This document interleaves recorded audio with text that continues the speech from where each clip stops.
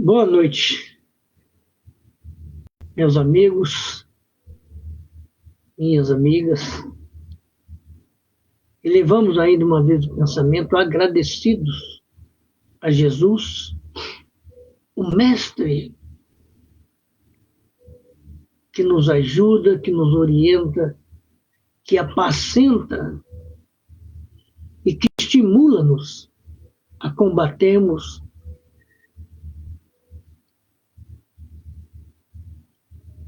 a nossa ignorância, que estimula-nos a trabalharmos o nosso sistema de equilíbrio, o nosso sistema sensorial.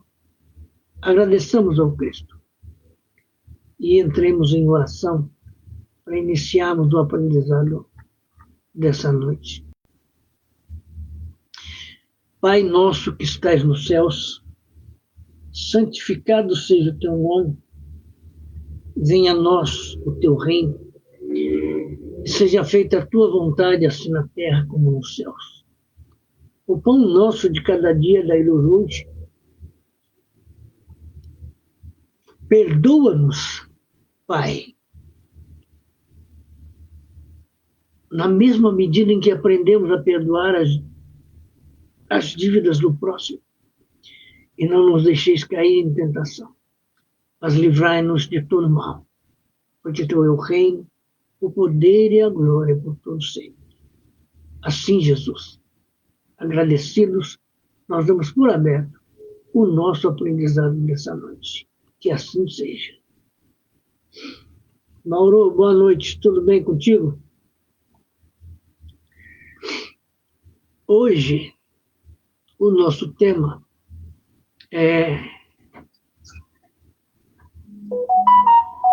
é importante orientação psicoterápica preventiva com relação à alienação mental, né?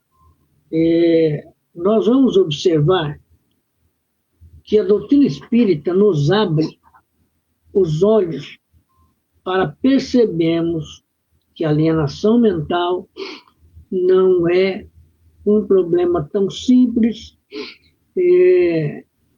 não é fuga, sabe, não, mas traz em si uma complexidade que o Espiritismo demonstra, né? Nós vivemos no centro espírita falando muito em reforma íntima, e nós vamos descobrir na sutileza desse tema, embora a complexidade que ele guarda em si, os caminhos dessa reforma íntima, né? Então, vejamos aqui. O esforço dos lidadores das ciências psíquicas tem sido de grande significação para eliminar ou minimizar os males que decorrem das variadas formas de alienações mentais, que aumentam assustadoramente nos espaços emocionais da sociedade moderna, né? Hoje nós vemos aí acontecimentos que parecem loucura, né?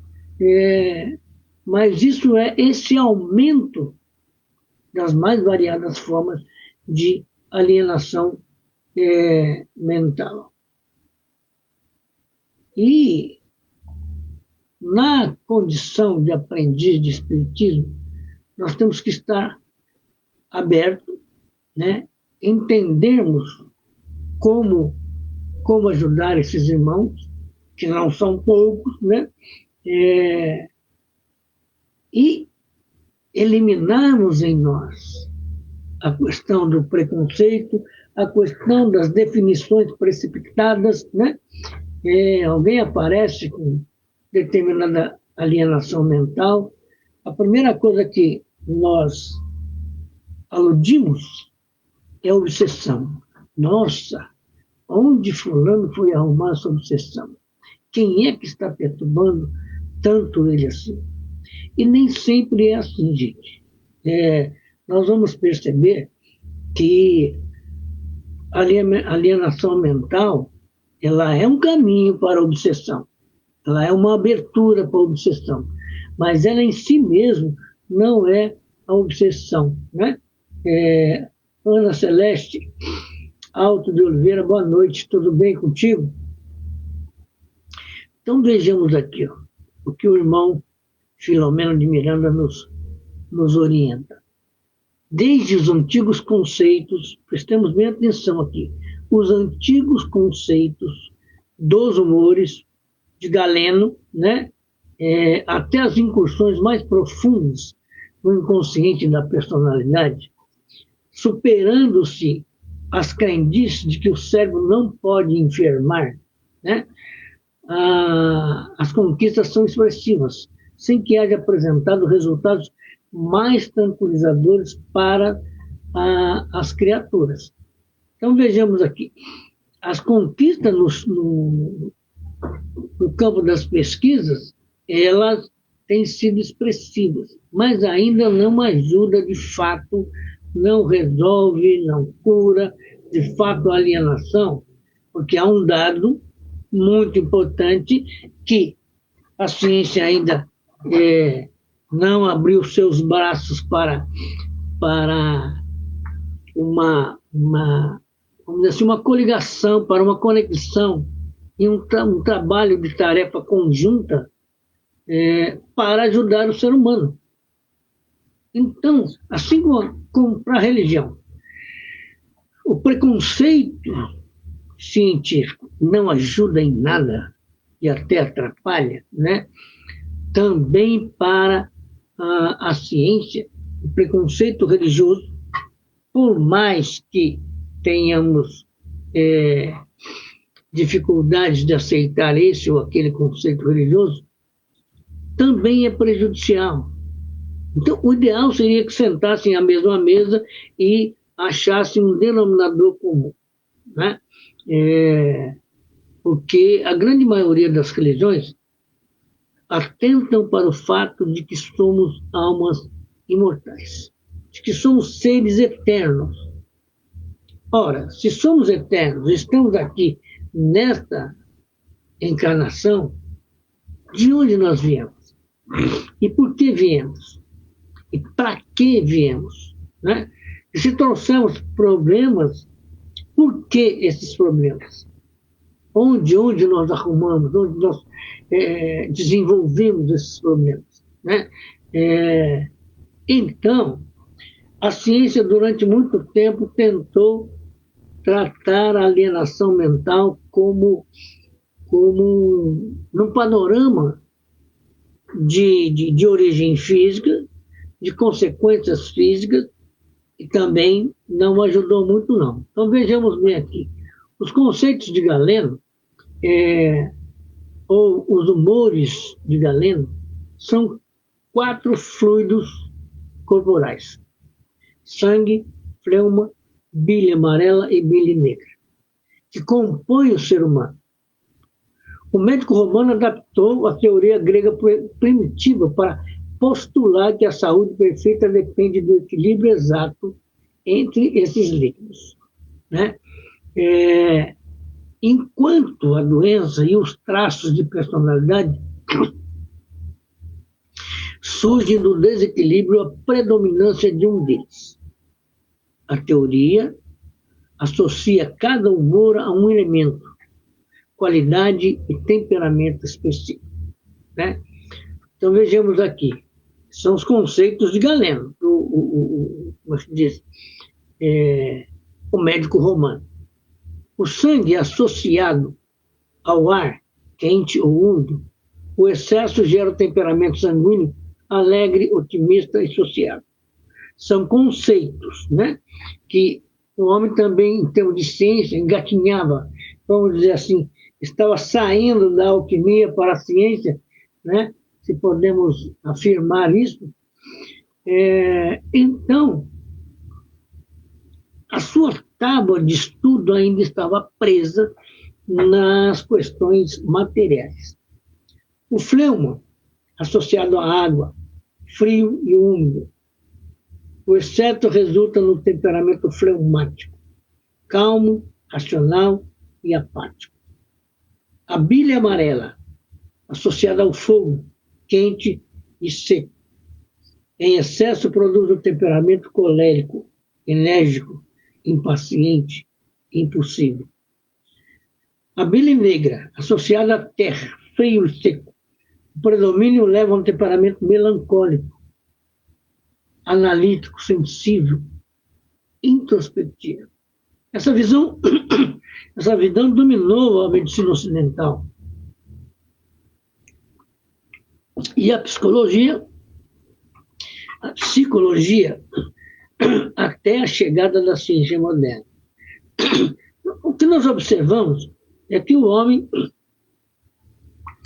enquanto curioso, pesquisador, enquanto inquieto com relação aos acontecimentos da vida, ao entendimento, ao estudo, ele buscava caminhos. E esses humores de Galeno são um desses caminhos, né? Agora, o que nós temos nos dias de hoje? As estatísticas demonstram que aumenta o número de enfermos mentais consumidos pelos impositivos desagregadores da sociedade. Os impositivos desagregadores da sociedade. Nós ficamos aqui esperando, né, o grande acontecimento, o estabelecimento do período de regeneração na Terra. Mas esse grande acontecimento só vai acontecer na humanidade quando acontecer em cada um de nós. Se nós ainda temos toda essa problemática, né? Alcione Monteiro, boa noite.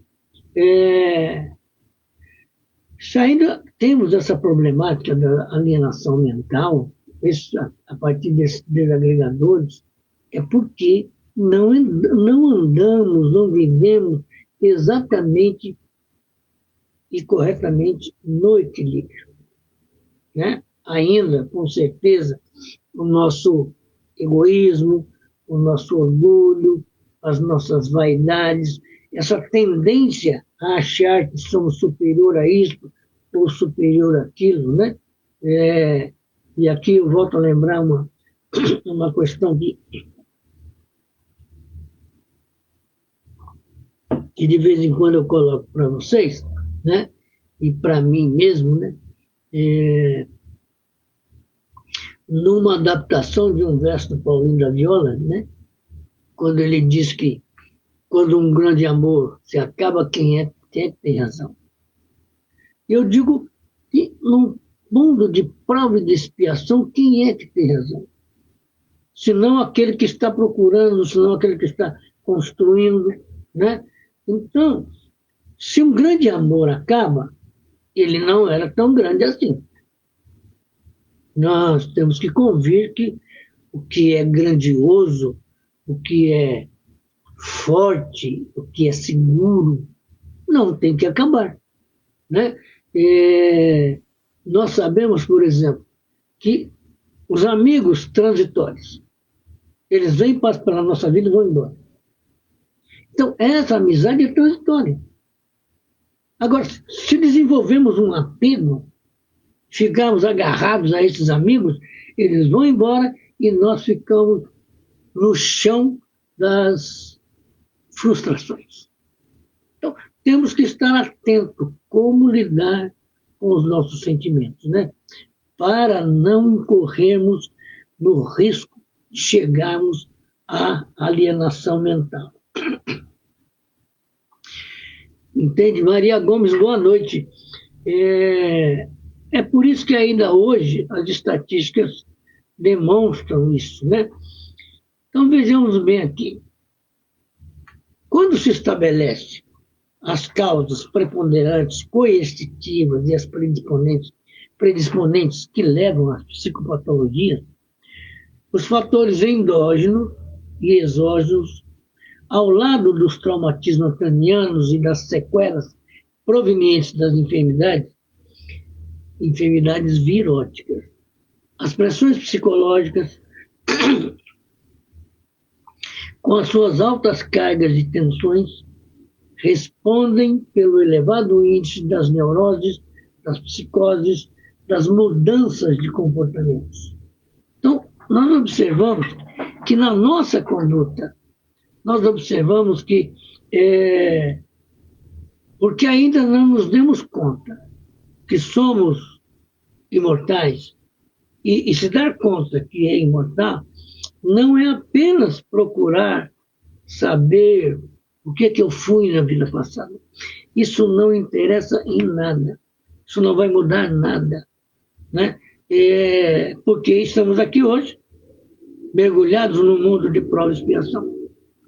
Então, se lá no passado, e no século I, vamos colocar aqui, nós fomos reis, o que vai pesar hoje? Não vai pesar nada, não vai alterar nada. Né? O que vai alterar é que se nós nos dermos conta do que significa para nós a eternidade, a imortalidade, a questão da reforma íntima de fato, da reforma íntima que vai nos levar à conscientização dos efeitos, das consequências e das sequelas do nosso modo de ser. Então, nós vejamos ainda, outro dia eu estou lendo na internet,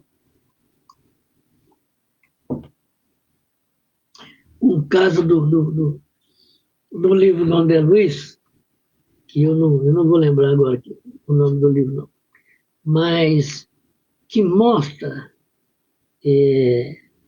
André e um orientador chegam a um museu e tem uma moça postada diante de um espelho. Um espelho pequeno, desses espelhos de maquiagem da época. Né? E o André achou estranho, o orientador explicou para ele o que acontecia.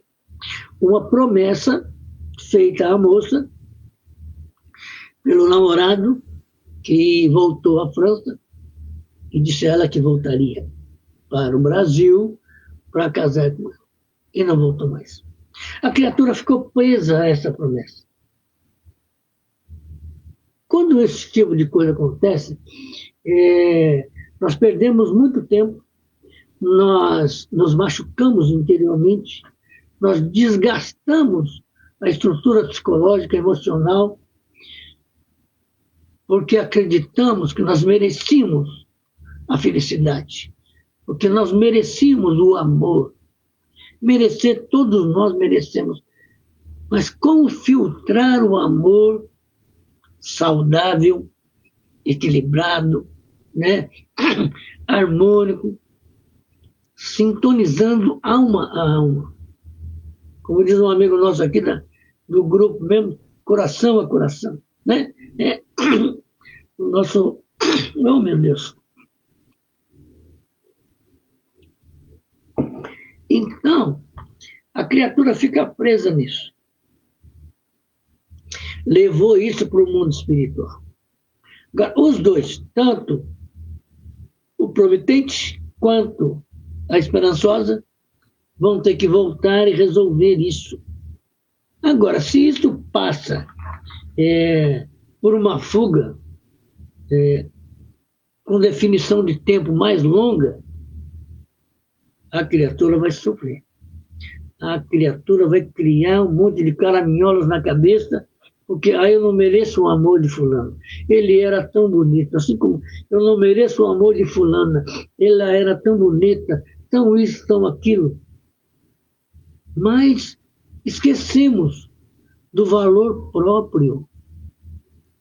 Esse é o caminho que nós entramos para as alienações. Entende? E o que nós vemos aqui? Ao lado dos traumatismos cranianos e das sequelas provenientes das enfermidades viróticas, as pressões psicológicas, que é um caso desse, com as suas altas cargas de tensões, respondem pelos elevados índices das neuroses, das psicoses, das mudanças de comportamento. Então, o que nós enxergamos de fato?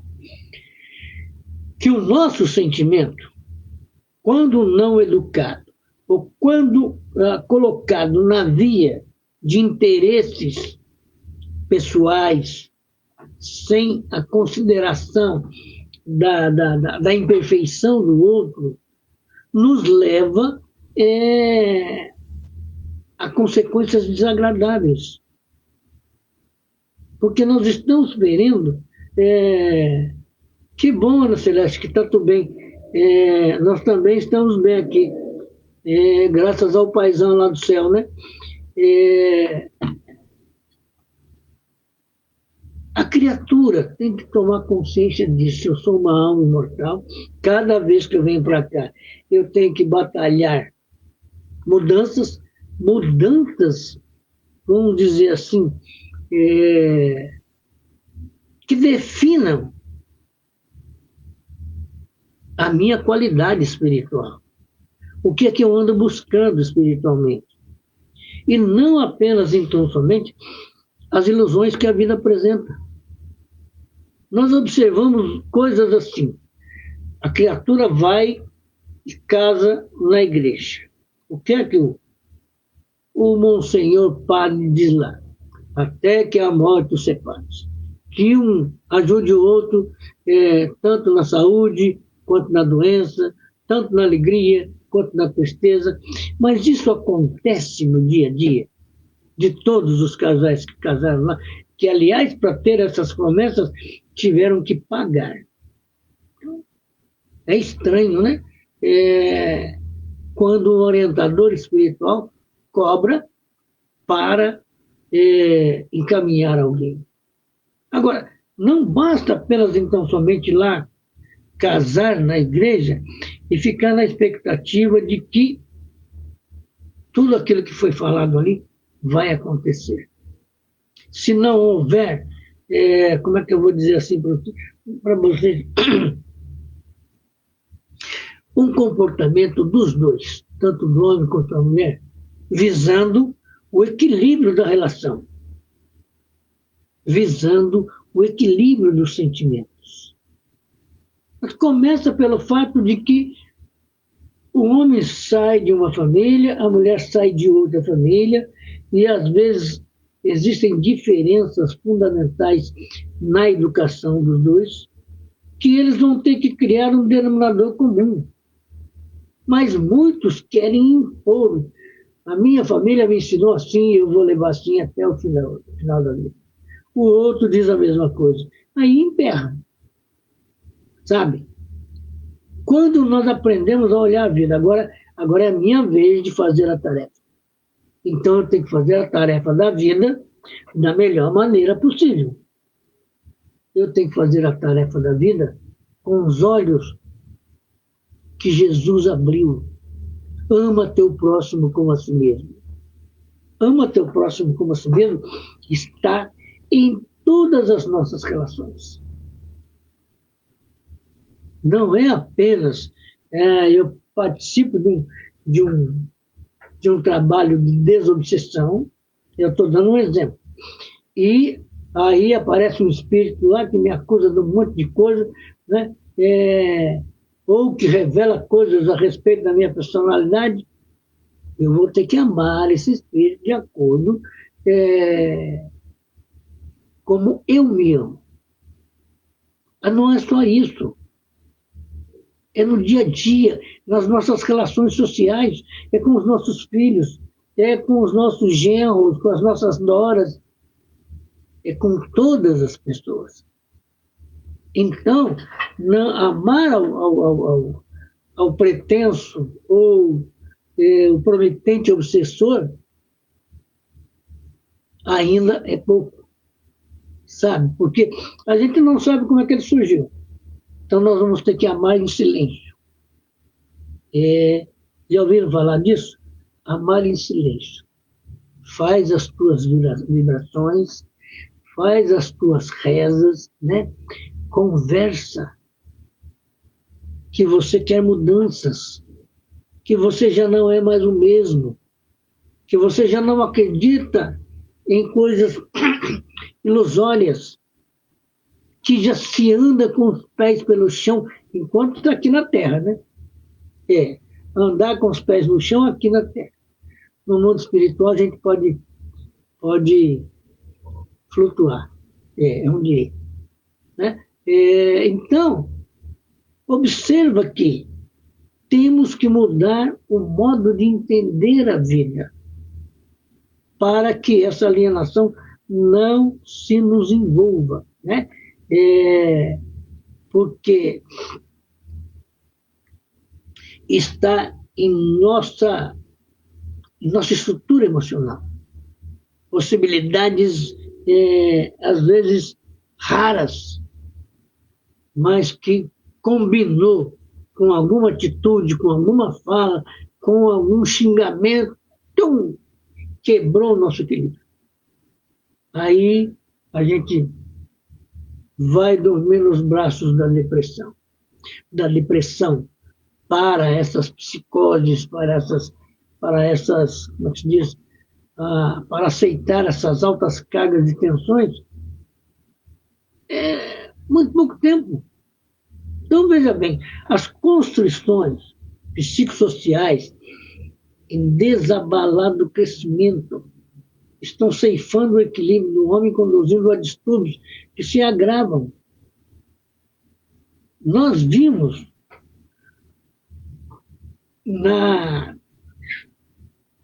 gestão de um presidente do país o quanto se desenvolveu o ódio ao próximo. E para que isso? Se Jesus disse que temos que amar o próximo como a nós mesmos, por que nós vamos acompanhar a cabeça de alguém que adora o ódio? Luz e discernimento. Porque nós temos responsabilidades em tudo que nós colocamos os olhos, em tudo que nós colocamos as nossas falas, em todos os relacionamentos que nós alcançamos na vida. Tudo implica em nossas responsabilidades. Por isso que a orientação psicoterápica preventiva vai nos ajudar muito. Mas o que acontece? Aqui no Brasil, por exemplo, você vai num médico, ele conversando com você, ele percebe que você tem alguns sintomas que é melhor consultar um psiquiatra. Aí ele conversa contigo, fala, vai lá, conversa com fulano, ele é um excelente psiquiatra. Que isso, doutor? Eu não sou louco, não. E já sai dali falando tudo contra aquele doutor. Ora, a psiquiatria nem sempre vai, como se diz, abrir, não é abrir, nem sempre ela vai cuidar de loucuras. O louco, aquele que perdeu o equilíbrio de vez, ele tem que ter outro tipo de tratamento. Agora, a prevenção vai ajudar muito, porque aí o médico vai te encaminhar, o psiquiatra, né? Vai encaminhar, vai receitar comportamentos e medicamentos que vão te ajudar. Se você tiver a felicidade de estar perto de famílias espíritas, de amigos espíritas, ou a sua própria família for espírita, você vai para o centro espírita receber orientações mais profundas, que tem a ver com a soma da sua personalidade anterior. E isso vai ajudar, sabe, como é que eu digo para vocês assim, grandiosamente. Mas nós não devemos esperar soluções imediatas e definitivas, porque estamos num processo de desenvolvimento moral, desenvolvimento ético. E só vamos ter a cura definitiva quando alcançarmos a perfeição relativa. E, ao menos, para mim, está longe, muito longe de mim ainda, essa perfeição relativa. Adoro, né? Saber que eu posso chegar lá, né? E, mas vivemos assim nessa sociedade aqui, né? Nós observamos o Brasil, eu tive observando alguns acontecimentos durante essa Copa aí, essa Copa de futebol, que a gente observa uma coisa. O Brasil torceu para o Cabo Verde, por quê? Há um certo, como é que se diz, como é que eu digo? Uma necessidade psicológica de amar o negro. Mas não quer amar o negro aqui dentro, aqui é só preconceito. Observa como nós nos jogamos, nos desequilibramos, estamos em variadas opiniões, em variados comportamentos, de acordo com conveniências. Então, o Cabo Verde apareceu como o Davi. Né? E a Copa do Mundo, com os seus países mais fortes, é o Golias. E o Cabo Verde começou empata aqui, empata ali, classificou. Então, deu a impressão que ele tinha pedra para tirar no calcanhar do Golias, mas ainda não tinha. E isso provocou, se abrir a rede social aí, a rede da internet, nós vamos ver tantas coisas bonitas, né? Com relação ao modo de ser, de agir, de pensar do cabo-verdiano, né? Que não quer dizer que eles são perfeitos, né? Mas que ingressaram numa aventura muito gostosa. Mas se nós somos capazes de amar quem está distante, que nós não conhecemos, mas que aqui dentro nós temos raízes desses amores, é possível que nós aprendamos também a amar quem está lá no mundo espiritual, de maneira livre. Não esse amor, eu amo o papai, eu amo a mamãe. Paremos para pensar. Quantas vezes nós já viemos aqui? Quantas vezes nós já casamos? Quantos maridos, quantas mulheres? Quantos filhos, quantos avós? Bisavós, trisavós e assim por diante. Então, a nossa estrutura de amizade e de relacionamentos é imensa. É imensa. Para o nosso olhar de hoje, ela é imensa. Quando estivermos no mundo espiritual, vamos enxergar todos. E vamos saber por que eu gosto daquele fulano. Por que eu sonho com alguém que aparece sempre, mas a gente não se resolve. Não se resolve porque tem os limites das vidas anteriores, que não podem abrir. Né? Agora, aqui, nós temos todo um relacionamento ainda caótico, estranho, que é preciso educar, é aquilo que se chama de reforma íntima. Agora, essa reforma íntima não basta ficar fazendo o evangelho e acreditando que ela vai acontecer como um milagre. É preciso pegarmos o evangelho, introduzirmos na alma, revestirmos o pensamento, os sentimentos, com as pérolas extraídas do evangelho. Então, se nós temos cápsulas que curam-nos a parte física, imagina as cápsulas espirituais, que nós podemos extrair do Evangelho, que nós podemos extrair do livro dos Espíritos, das Gênesis, do livro dos Médiuns. Quando a gente compreender, por exemplo, que o Evangelho, o livro dos Médiuns, a Gênesis, céu e inferno, né? Todos estão dentro do livro dos Espíritos. O livro dos Espíritos como é que se diz? é o campo de semeadura onde floresceram frutos de luz, como o Evangelho, como o Livro dos Médiuns. Então, quando nós vemos lá a volta do espírito para a sua pátria, para o mundo espiritual, nós começamos a entrar dentro do Livro dos Médiuns, que vai mostrar para nós a relação de espíritos que nós já convivemos com eles em 1, 2, 3, 4, 5 encarnações anteriores, e que aprenderam muita coisa, que se dispuseram a nos ajudar, que vão se identificar conosco. Então, meus irmãos, minhas irmãs, né, a reforma íntima está aí.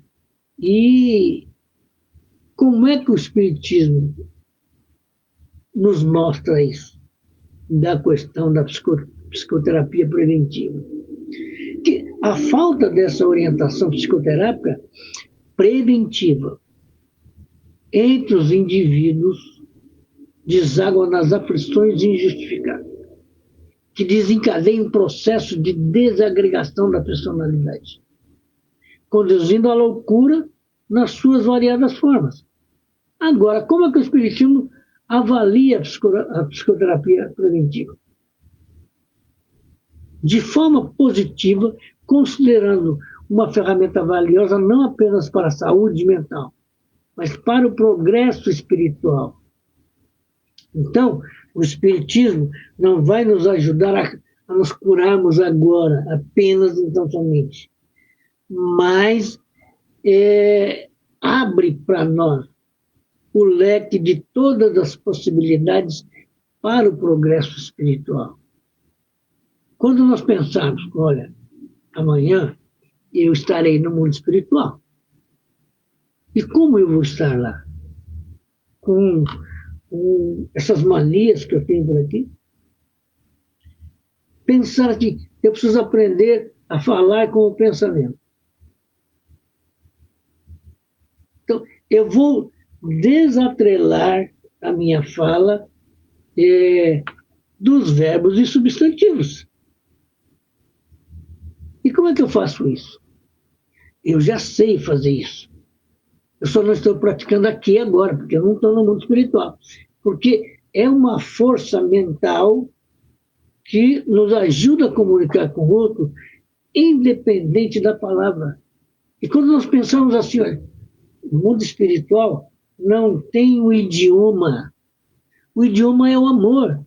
É aí que nós vamos compreender como é que o amor é o idioma universal.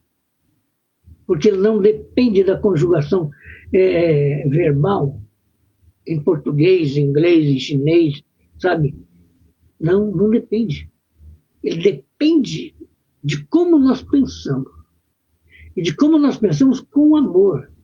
E são essas coisas que vai nos ajudar a entender como a psicoterapia preventiva nos ajuda. Ana Celeste, tudo certinho? Então, vejamos aqui. O Espiritismo avalia a psicoterapia preventiva como um meio, uma possibilidade, uma ferramenta de promover autoconhecimento. Aí nós voltamos lá atrás no Sócrates, né, que é atribuído a ele a expressão conheça-te a ti mesmo. Né? Então, o autoconhecimento, a reforma íntima e a prevenção de desequilíbrios psíquicos e espirituais, como obsessões, por exemplo. Então, vejamos aqui, nós temos alguns pontos chaves para avaliar essa prática, para entendermos essa prática. Né? Então, a complementaridade. A visão espírita não substitui a terapia tradicional, que é a psicologia, a psiquiatria, mas atua junto com ela. Se nós tivermos a necessidade de um tratamento psicoterápico por médicos psiquiatras, juntemos a isso a questão do tratamento espiritual.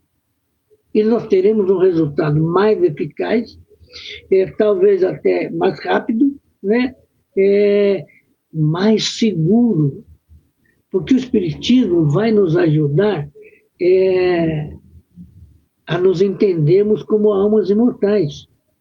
Então, tem um livro que Emílio Corrêa de Miranda escreveu, Eu Sou Camille Desmoulins, né? Eu já falei isso aqui uma vez, mas que mostra para a gente, porque Emílio Corrêa de Miranda, ele, vamos dizer assim, ele entrevista o espírito Camille Desmoulins, um ativista da Revolução Francesa, que aqui no Brasil reencarna como Luciano dos Anjos, dos Anjos, jornalista. Que tinha em si, Luciano dos Anjos, não permitia que ninguém abraçasse ele, porque ele tinha medo das dores ósseas que o abraço poderia provocar nele. Mas por que isso, Neymar? Porque lá naquele passado da França, ele foi preso, e o que ele fazia na cadeia? Ele mandava descarnar a perna de pessoas que estavam lá, só para ele ver o esqueleto. E aí isso interfere no psicológico dele. E aí ele vem para cá, ele tem essa síndrome de dores ósseas, né? Num determinado momento das entrevistas mediúnicas com ele ficou sem saber, por algumas frações de minuto, quem ele era de fato. Se ele era Luciano dos Anjos ou se ele era Camille Desmoulins. Observa como é sutil o psicológico em desenvolvimento, e quando nós atrapalhamos esse desenvolvimento, o que pode trazer para nós como consequência, né? A criatura, num determinado momento, como é que se diz, ficou sem conseguir se definir. E isso mostra para nós também uma coisa. A nossa personalidade hoje, aqui, agora, nessa vida atual, né? Ela é uma parcela do que nós somos. E até que a gente, como é que diz, estruture com conhecimento, com perdão, com amor, com solidariedade, com caridade, essa nossa personalidade, nós ficamos, vamos dizer assim, à mercê das personalidades transitórias, das vidas reencarnacionistas.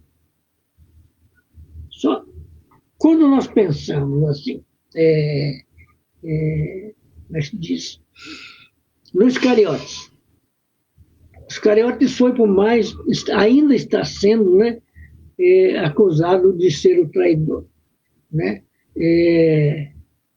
Quando Humberto de Campos entrevistou ele, conversou com ele, né, ele disse, não, eu já me resolvi com o mestre. Eu estou tranquilo, né?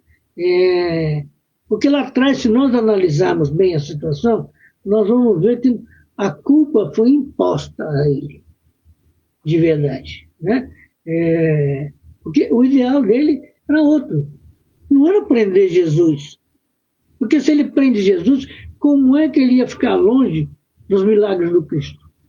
Como é que ele ia ficar longe dos ensinamentos do Cristo? Como é que os Iscariotes iam ficar longe da lucidez espiritual do Cristo? Ele apenas não tinha, vamos dizer assim, desenvolvido uma personalidade mais livre sobre a questão dos apegos. Ele queria alguém que resolvesse a questão comercial, a questão da posse. E ele entendeu que Jesus, com a sua capacidade, poderia tirar os romanos do poder, poderia tirar o pessoal do Sinédrio também daquele poder transitório e resolveria as questões comerciais. Então, ele, Iscariotes, ia ter alguma parcela de enriquecimento até, né? O que não deu certo, porque essa não era a ideia fundamental do Cristo, né? Então, ele vai conversar com os poderosos do Sinédrio e ele é iludido. Ele foi envolvido numa trama da qual ele não tinha nem noção. Só que depois pintam uma imagem que ele foi lá e beijou o Cristo, e depois ele jogou os 30 dinares, né, fora, porque quando ele sabe que o Cristo é preso, o arrependimento vem grandão. Mas o Cristo disse para ele, Iscariote, vai e faça o que você tem que fazer. Porque o Cristo já sabia que ia acontecer aquelas coisas. Jesus já sabia que o Sinédrio estava tramando contra ele. E, infelizmente, para os Iscariotes, ele era um instrumento adequado a isso. Mas o nível de culpa dele é muito menor do que foi apregoado esses 2000 anos. Então, e nós estamos nessa situação. A nossa vida é isso. As doenças de ordem psíquica que nós podemos trazer é fruto das andanças do passado, que nós trazemos em nós. Entende? Por isso que, como é que se diz? A psicologia ajuda a entender o eu atual, enquanto o espiritismo traz um entendimento da imortalidade. A imortalidade da alma e a influência de vidas passadas nos conflitos presentes. Quando compreendermos isso, nós vamos entender por que acontece isso ou aquilo dentro de um grupo familiar. Porque aquilo que está no passado, se nós não buscamos o equilíbrio, mas o equilíbrio lúcido, né? O equilíbrio raciocinado, por isso que o Kardec ensinou a fé raciocinada. Agora, a fé raciocinada passa também pela minha anulação da minha opinião.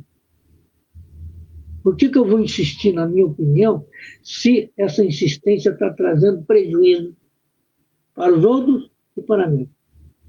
Então, como disse alguém, é melhor ter paz do que ter razão, né? Entende? Agora, é fundamental compreender isso. A psicologia ajuda a entender o eu agora, o eu atual. O espiritismo vai te levar à sua grandeza espiritual, às suas experiências, às suas tantas vidas de ontem, né? Então, autoconhecimento e reforma íntima, para entendermos a psicoterapia preventiva. A terapia preventiva é encarada como uma forma de conhece-te a ti mesmo. Questão 919 de O Livro dos Espíritos. Resolve todas as questões para nós. Ela ajuda o indivíduo a identificar as suas sombras. E quais são as nossas sombras? Defeitos, tendências negativas. Aí as nossas sombras. Para tirarmos essas sombras de nós, temos que buscar a reforma íntima. Reformar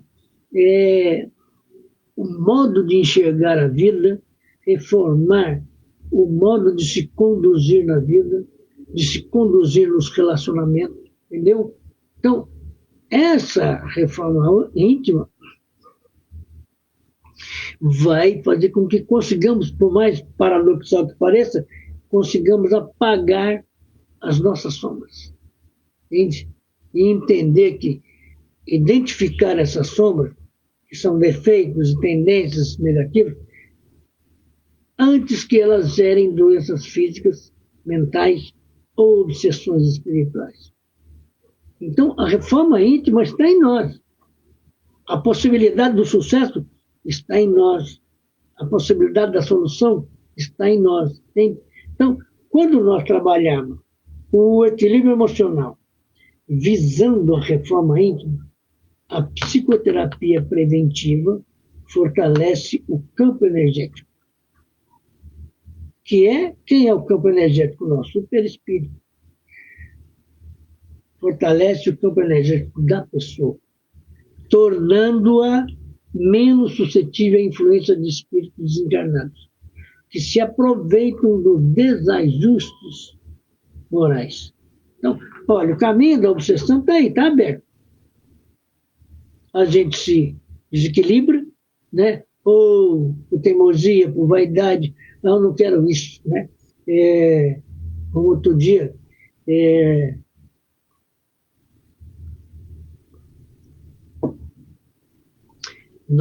e minha esposa fomos até a feira e a gente pega um ônibus e uma pessoa estava para descer junto com a gente, né?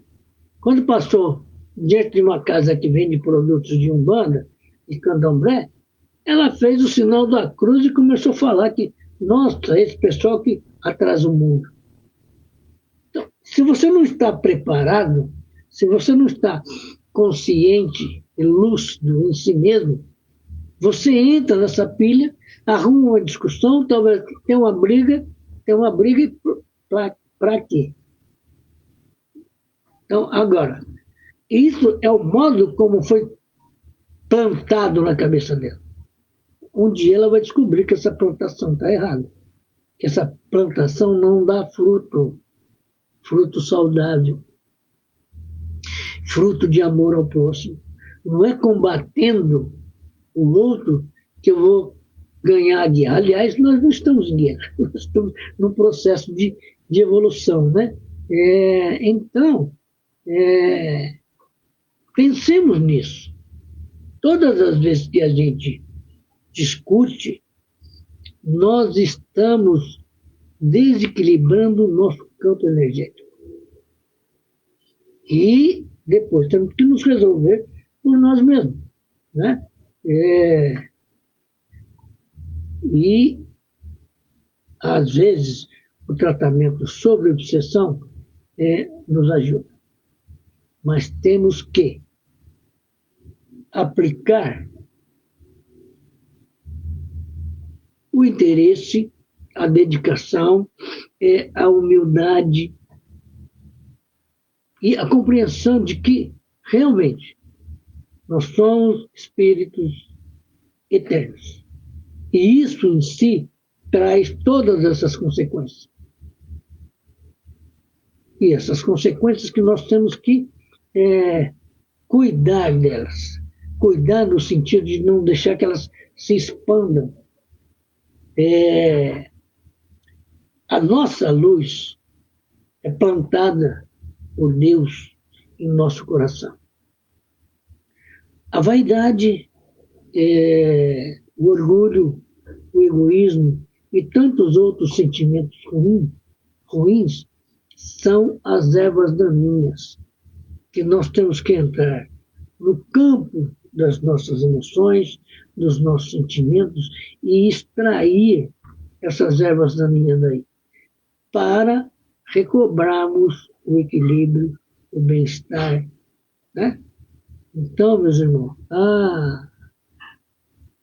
o Espiritismo avalia a psicoterapia, para a gente encerrar, a psicoterapia preventiva, como um recurso valioso e complementar à saúde integral do ser humano.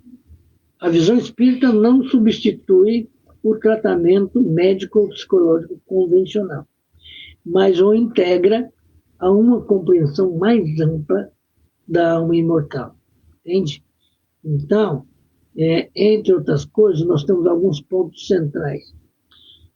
A promoção do autoconhecimento, uma referência são os livros de Joana de Ângeles, a visão do espírito imortal, a complementaridade de recursos espíritas, recursos coadjuvantes. Isso nós temos que colocar aqui em caráter de urgência. Recursos coadjuvantes. Práticas, como o passe, a oração, a água fluidificada, são vistas como auxílios que fortalecem o campo vibratório, facilitando o sucesso do processo terapêutico. Mas observa, são recursos coadjuvantes. Então, é como ter anestésicos, é como ter anti-inflamatórios para curar determinada doença.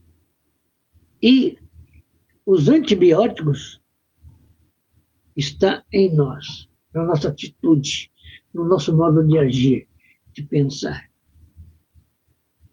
Então, que Deus nos ajude a todos, que tenhamos todos um final de semana segundo as nossas necessidades e que possamos abrir agora o nosso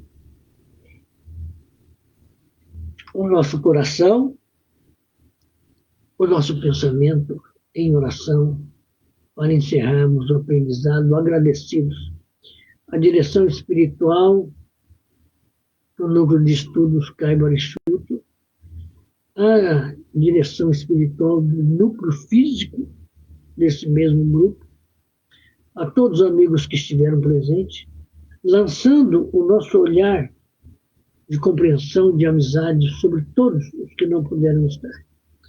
E que nessa prece possamos abraçar a todos. Pai nosso que estais nos céus, santificado seja o vosso nome. Venha a nós o vosso reino. E seja feita a vossa vontade, assim na terra como nos céus.